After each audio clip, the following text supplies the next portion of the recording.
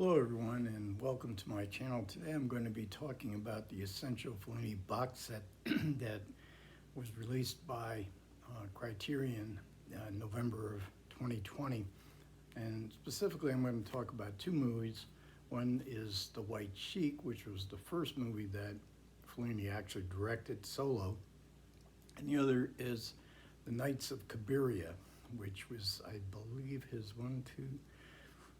fifth or sixth movie in this set.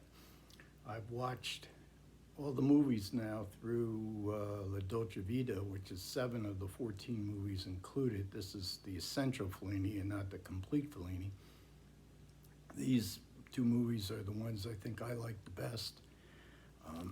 As part of the journey through his filmography, I've gone to my library and picked up a couple books. One is a biography by John Baxter, and that I'm really enjoying, and I'm reading that film by film as I go through the films that I'm also watching chronologically.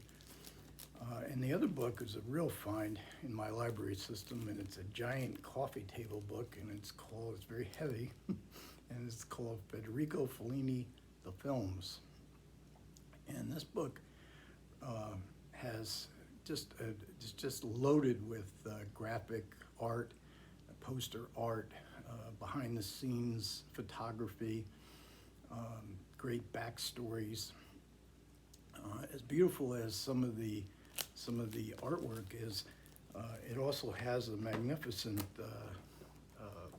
text written by Tullio Kessick, who was a good friend of Fellini's. He was also a film critic. He also wrote a full-fledged biography of Fellini, which my library system didn't have. And these are some of the kind of pictures you're gonna get. That's Fellini with his wife, or I'm not sure who that is. That's Anita Ekberg.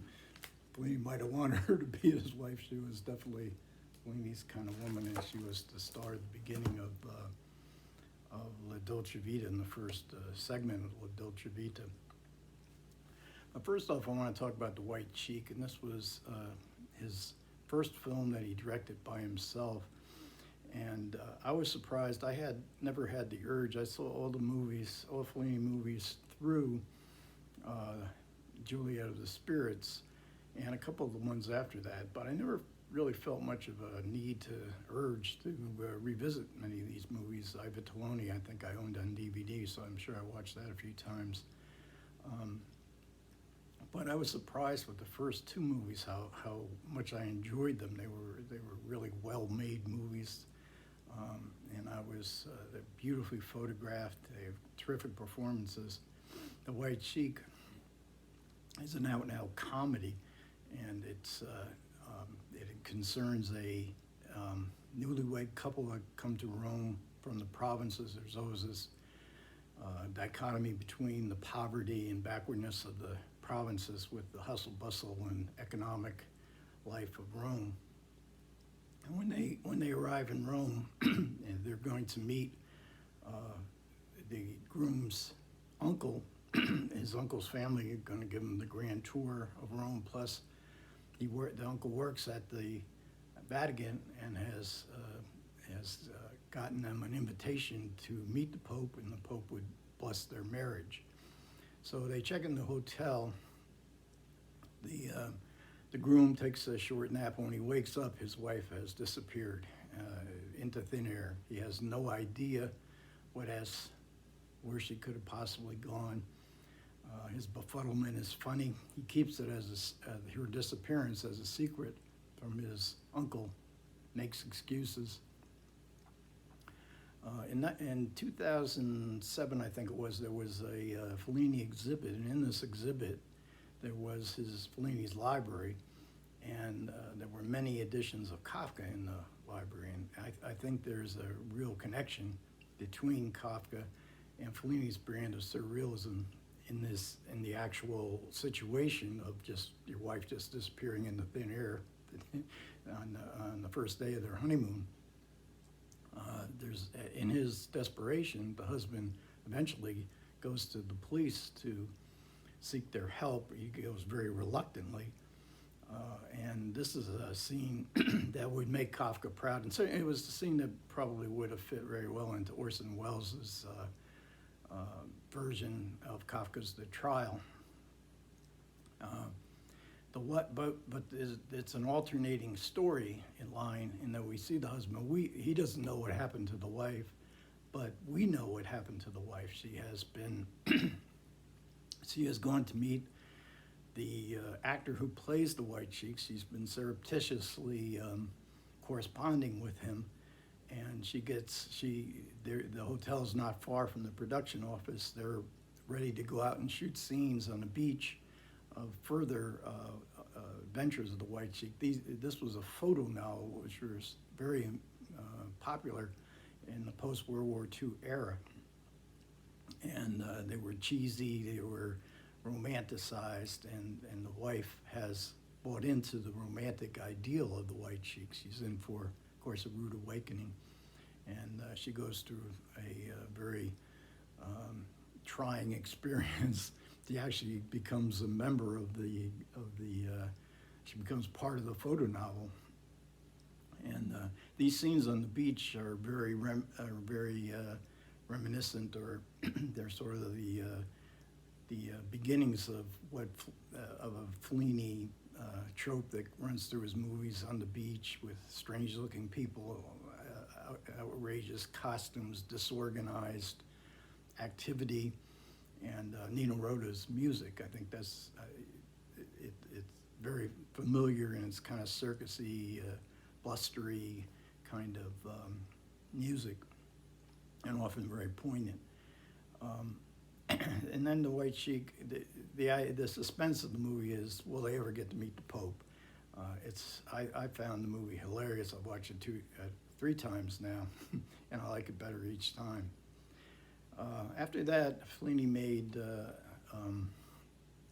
I Vitelloni, and there he sort of begins his narrative style of loosely connected anecdotes, some from his own life, some out of the newspapers. It was often joked in Italian papers that whenever there was some famous incident that made the headlines, and it was an odd incident, well, we'll see it in a Fellini movie.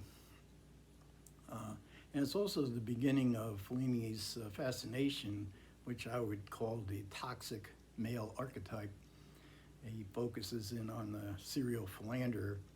In the next 2 movies in this series, La Strada and Il Bidone, the toxic male archetype embodied in Anthony Quinn and Broderick Crawford are not so much to my taste. They're kind of unpleasant. Both movies are deeply depressing. The next movie is the other one in this series that I really liked, and that was the Knights of Kiberian.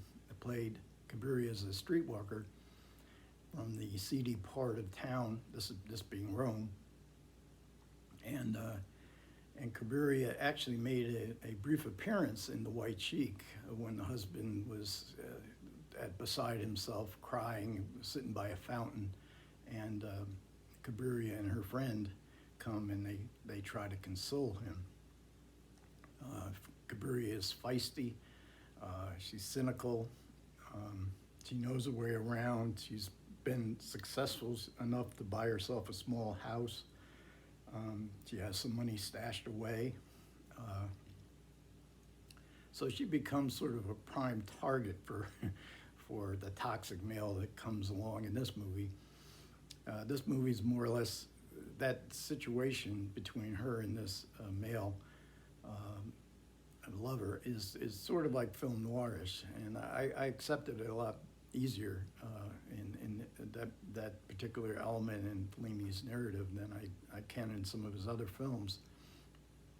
There's also 2 great anecdotes in Knights of Cabiria. One where she wanders into the elegant part of Rome. She doesn't belong there, and she knows she doesn't, but she witnesses an argument between a matinee idol actor who she idolizes, and he's having a fight with his girlfriend, and they break up, and the actor sees Cabiria and takes her home him mostly for comfort, not really for sex. And she gets to see how the better half live. In the process of their talking together, the girlfriend comes back, and Cabiria has to hide out in the bathroom and sleeps the night away with the actor's puppy. There's another great sequence, anecdotal kind of sequence comes later, where Cabiria and her streetwalker friends go to a religious festival, and it's very ecstatic and is frenzied, and Cabiria, though not religious, gets caught up with all the ecstasy of it, and begins her shouting to the Madonna, and she rather pathetically believes that the Madonna is giving her a miracle in this young man who has taken a shine to her. Cabiria ends with Juliet Messina looking straight into the camera. Fellini was fond of this particular breaking the fourth wall. He does it again in Dolce Vita, and he did it not at the ending, but in the middle of the White Sheik. And there's other elements. The great elements in Fellini's movies, I think, is the graphic design. He was a cartoonist originally and a graphic designer, and his films just look fantastic. The way he blocks out his scenes, the sets he uses, the landscapes that he uses, the black and white cinematography is superb in all these first 7 movies. And of course, there's Nino Rota's music as well. So those are the 2 that I really enjoyed the best. I also watched the Dolce Vita, which had which I love the opening segment with Anita Ekberg, who we just saw with Fellini. I thought he was really energized by her, and she has this kind of cartoonish voluptuousness. It's exaggerated, at least, and Fellini loves all that kind of voluptuousness on a woman. And I thought Anita Ekberg took it all in her stride, and I thought it was very amusing and very memorable sequence where she goes into the fountain. She walks through the fountain in Rome. I didn't like the ending of the film, and for anyone who is a little bit upset, can get easily upset by certain scenes that are painful to watch. The ending scene has a very painful scene where Marcello Mastroianni rides this sick and drunk woman as he rides her back as she crawls through a room in a, quote, orgy kind of situation. And he pelts her with feathers. I didn't find that particularly a brilliant idea. The whole orgy scene seemed kind of ridiculous to me, but nevertheless, it's a hugely praised movie. It made Fellini his career. He had already won Academy Awards for one of his previous movies, best foreign film. So he was already famous, but he becomes the maestro. And his next film, 8½, is considered to be the peak of his career. So as soon as I finish the next 7 movies, I'll come up with another video of how I like them and which ones I would most recommend. But until then, take care, and I'll see you soon.